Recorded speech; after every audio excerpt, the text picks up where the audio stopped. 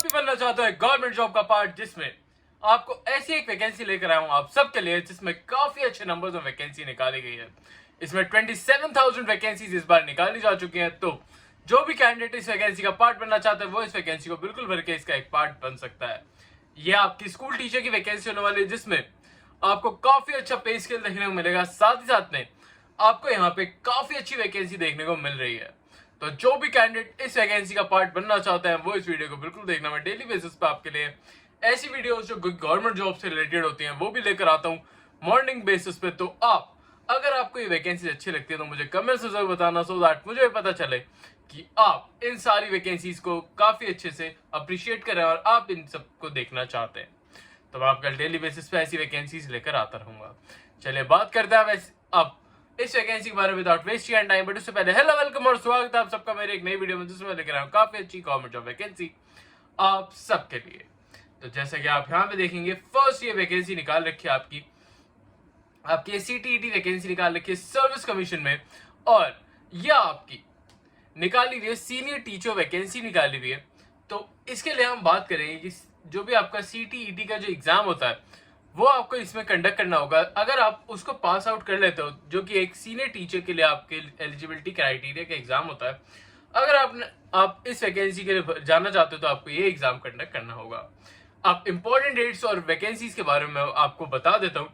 तो इसमें अगर हम टोटल पोस्ट के बारे में देखें तो आप यहाँ पे देखोगे 27,910 वैकेंसीज इसमें निकाली गई हैं।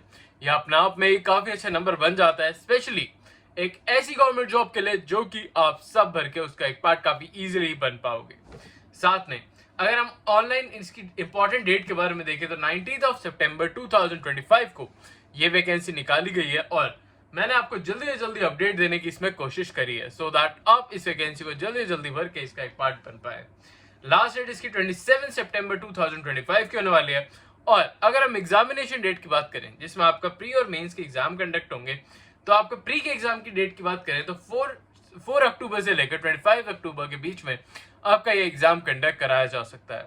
ये जो क्वांटिटेटिव डेट होती है इन पे आप बिल्कुल रिलाय कर सकते हो, और इनके बीच में ही आपका एग्जाम कंडक्ट होगा। तो आप भी अपने एग्जामिनेशन की प्रिपरेशन को स्टार्ट कर देना अगर आप इस वैकेंसी के लिए अप्लाई कर रहे हो। तो अगर हम आगे बढ़े तो एलिजिबिलिटी क्राइटेरिया के बारे में बात कर लेते हैं। तो एलिजिबिलिटी क्राइटेरिया भी आपका काफी अच्छा होने वाला है। कोई भी ग्रेजुएट कैंडिडेट इस वैकेंसी को भर सकता है, इसका एक पार्ट बन सकता है। अगर आपने पोस्ट ग्रेजुएशन कर रखी है तो भी आप इस वैकेंसी को भर सकते हो। अगर आपने बीएड कर रखी है तो आप इस वैकेंसी को भर के इसका एक पार्ट बिल्कुल अच्छे से बन पाओगे। आपने CTET का एग्जाम भी देना आपका काफी ज्यादा जरूरी होता है, तो इसके लिए भी आप बिल्कुल इंटरेस्टेड रहिएगा और इस वैकेंसी को बिल्कुल भर दीजिएगा। साथ में अगर मैं बताऊं तो यहाँ पे स्टेप 1 और स्टेप 2 के बारे में मैंने बता रखा है। स्टेप 1 आपका पेपर कंडक्ट होगा 9 से 10th की क्लास के लिए, जो कि सेकेंडरी क्लास होती है। अगर आप उसको पढ़ाना चाहते हो या उसके एज अ टीचर बनना चाहते हो तो भी आप इस वैकेंसी को भर सकते हो। और CTET पेपर 2 जो कि 11 से लेकर 12th क्लास तक के कैंडिडेट्स के लिए होता है, तो आप उसे भी कंडक्ट करके ऐसी वैकेंसीज का पार्ट बन सकते हो। रिजल्ट आपका डिक्लेयर करा जाएगा 1 नवंबर 2025 को। तो उससे पहले आपको ये वैकेंसी को भरना होगा। जैसे कि मैंने आपको बताया, अगर आप इस वैकेंसी को भर देते हो तो आपका एक रिटन टेस्ट कंडक्ट कराया जाएगा। तो उसके बेसिस पे आपको इस वैकेंसी के लिए सिलेक्ट आउट किया जाएगा। तो आपको अपनी प्रिपरेशन को उसी के बेसिस पे स्टार्ट करना होगा। और अगर आप चाहते हो कि इसके सिलेबस से रिलेटेड भी मैं आपको इन्फॉर्मेशन दूं तो कमेंट्स में लिख देना सिलेबस, सो दैट मुझे भी पता चले और मैं आपके लिए वो सिलेबस वाली वीडियो जल्दी से जल्दी लेकर आ पाऊँ। एज लिमिट की बात करें तो एज लिमिट में आपको 29/9/2025 से पहले की आपको एज को क्राइटेरिया रखना होगा। और आपकी अगर मिनिमम एज 21 ईयर्स की है तो आप इस वैकेंसी को भर सकते हो। साथ में आपकी एज अगर 30 ईयर्स से कम है फॉर मेल्स और 40 ईयर्स से कम है फॉर फीमेल्स तो भी आप इस वैकेंसी को भर के इसका एक पार्ट बन पाओगे। इसमें एज रिलैक्सेशन भी दे रखा है, तो हम उसके बारे में भी डिस्कस करेंगे आगे चल के। पर मैं आपको पहले ही बता दूं कि ये वैकेंसीज काफी लिमिटेड टाइम और लिमिटेड लोगों के लिए निकाली जाती हैं। इसमें देखने को आपको काफी अच्छे नंबर्स देखने को मिल रहे हैं, और ये ऑल ओवर इंडिया ये वैकेंसी निकाली गई है। तो अगर आप इस वैकेंसी के लिए थोड़े से भी इंटरेस्टेड हो तो इसे टाइमली बेसिस पर भर देना। अब आगे बढ़ने से पहले मैं बताना चाहूंगा आपको एक इंपॉर्टेंट डिटेल की इस चैनल पे जो भी लीगल वैकेंसीज या फिर कोई भी गवर्नमेंट जॉब निकाली जाती है, अगर वो एक फ्रेशर के लिए तो हम इस चैनल पे उसे कवर करते हैं, सो दैट हर एक फ्रेशर एक गवर्नमेंट जॉब का पार्ट बन पाए और आपको ये सारी वैकेंसीज टाइमली बेसिस पे देखने को मिल जाए। तो इसलिए मैं बस आपसे यही कहूंगा कि आप भी हमारे चैनल को सपोर्ट करिए और अभी जाके इस चैनल को अभी सब्सक्राइब कर लीजिए। साथ ही साथ इस वीडियो को लाइक भी कर देना, क्योंकि अगर आपने अभी तक लाइक नहीं करा इस वीडियो को तो अभी जाओ और इस वीडियो को लाइक कर दो, क्योंकि आपके एक लाइक से हमें काफी ज्यादा मोटिवेशन मिलती है, जिससे कि हम आपके डेली बेसिस पे ऐसी वैकेंसीज लेकर आ पाते हैं। तो अभी जाओ और इस वीडियो को लाइक सेव कर देना। एज रिलैक्सेशन की बात करें तो एज रिलैक्सेशन में गवर्नमेंट स्टैंडर्ड्स के हिसाब से दे रखा है, जैसे कि SC/ST के लिए 5 इयर्स, ओबीसी कैंडिडेट के लिए 3 इयर्स, PWD कैंडिडेट के लिए 15 इयर्स और एक्स सर्विसमैन के लिए भी 15 इयर्स का एज रिलैक्सेशन प्रोवाइड कराया जाता है। तो ये आपके गवर्नमेंट स्टैंडर्ड्स के हिसाब से एज रिलैक्सेशन की बात हो गई। अब बात कर लेते हैं आपकी एप्लीकेशन फीस से रिलेटेड।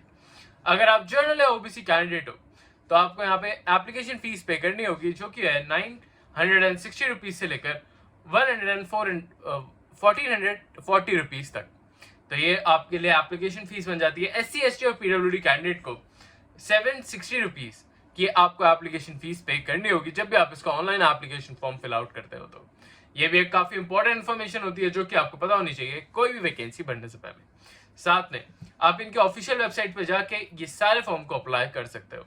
अगर आप चाहते हो तो मैं आपको लिंक आपको डिस्क्रिप्शन में दे दूंगा, या फिर आप मुझे कमेंट करके बता देना लिंक, सो दैट मैं आपको उसका लिंक डायरेक्टली बेसिस पे आपके कमेंट में ही बता दूं।